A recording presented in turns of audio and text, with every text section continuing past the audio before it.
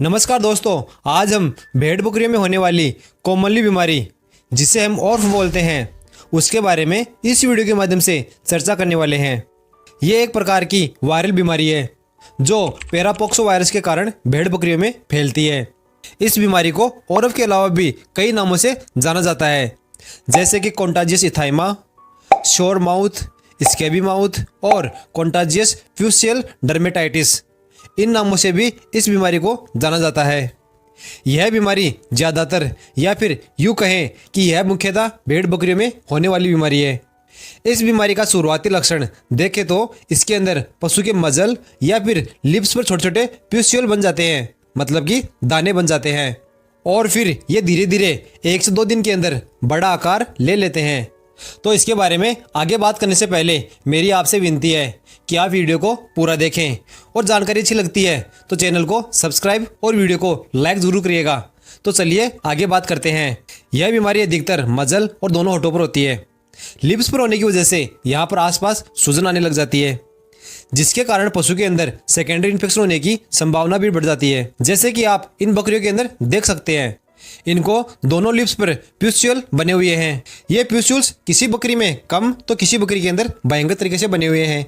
ये देख लो आप इनके अंदर, इनमें भी शुरुआत में है लेकिन धीरे धीरे यह ऐसे हो जाएंगे। लेकिन यहाँ पर मैं कुछ गलतियाँ जो अक्सर हर पशुपालक करता है जो मैं आपको बताना चाहूँगा, क्योंकि इन गलतियों की वजह से हम या तो ये बीमारी हर भेड़ बकरी के अंदर कर लेते हैं या फिर जिसमें हुआ है उसमें कंडीशन खराब कर लेते हैं।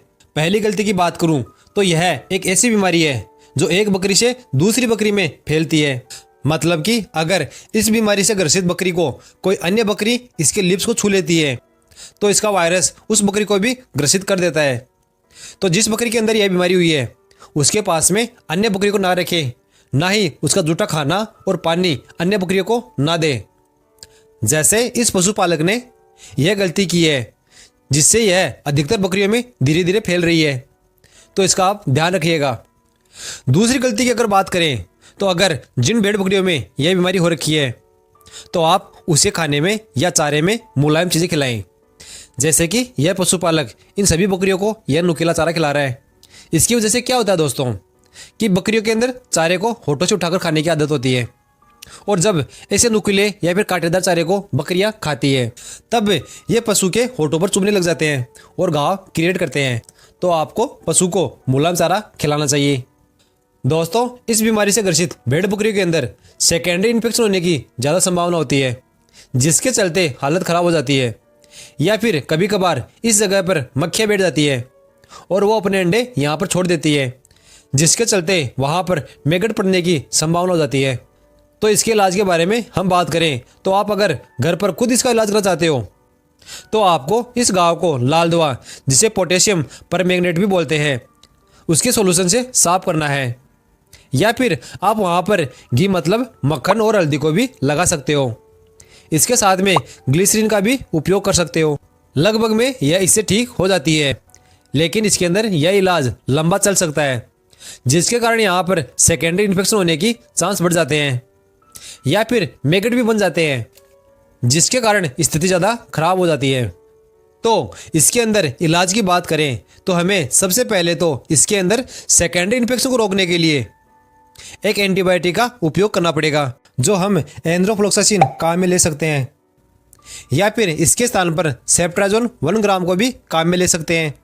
यह आपको 2 दिन लगाना है, और दर्द को कम करने या फिर फुंसियों को सुखाने के लिए, सूजन को कम करने के लिए आपको एक एनाल्जेसिक इंजेक्शन काम में लेना है, और ये भी हमने 2 दिन लगाया है। और खुजली ना चले इसके लिए CPM इंजेक्शन का उपयोग किया है, तथा यहाँ पर मैगट ना हो इसके लिए हमने आयुर्मेक्टिन का उपयोग किया है। ये इंजेक्शन सिर्फ 1 ही दिन लगाना है, और कभी कभार पशु के अंदर इम्यूनिटी बहुत ही कम हो जाती है तो आप यहाँ पर लिवामिसोल का भी उपयोग कर सकते हैं। और आपको जहाँ पर ये फुंसियाँ हैं वहाँ पर एंटीसेप्टिक सॉल्यूशन लाल दवा से अच्छे से साफ कर लेना है, और मक्खियाँ ना बैठे और इन्फेक्शन भी कम हो तो इसके लिए आपको लाल दवा से साफ करने के बाद में लोरेक्शन ट्यूब लगा देनी है। और ये इलाज के बाद का देख लीजिए दोस्तों कि इनके अंदर 100% फ़ायदा मिल गया है। ये इलाज हमने इंजेक्शन के रूप में 2 दिन और लाल दवा व लोरेक्शन ट्यूब को 3 से 4 दिन लगाया है। तो दोस्तों यह था आज का हमारा वीडियो। तो कैसा लगा आपको ये वीडियो? अगर आपके लिए यह इन्फॉर्मेटिव रहता है तो आप वीडियो को लाइक कर सकते हो और हमारे चैनल को सब्सक्राइब भी कर सकते हो। धन्यवाद दोस्तों, मिलते हैं अगली वीडियो के अंदर।